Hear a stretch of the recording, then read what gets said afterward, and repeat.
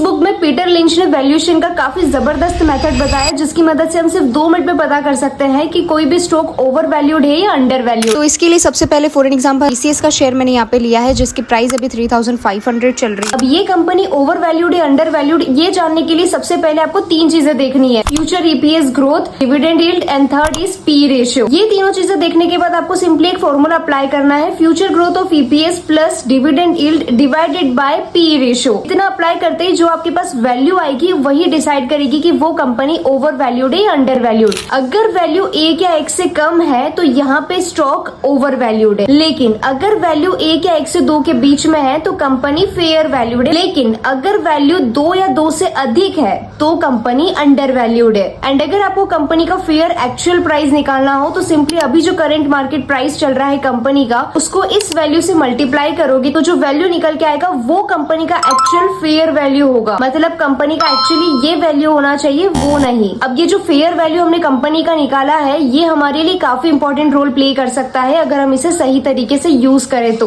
अब मार्केट में आए दिन ऐसे बड़े बड़े क्रैशेस आते रहते हैं, जिसकी वजह से ये जो बड़ी बड़ी ओवर वैल्यूड स्टॉक्स है ये भी अच्छे खासे डिस्काउंट पे आ जाती है। तो अगर इन केस फ्यूचर में कभी भी टीसीएस का शेयर वापस इस प्राइस के आसपास आता है और ट्रेड करता है तो हमारे लिए बहुत ही गोल्डन अपॉर्चुनिटी होती है इन्वेस्ट करने की, क्योंकि यहाँ पे हाई मार्जिन ऑफ सेफ्टी मिलता है।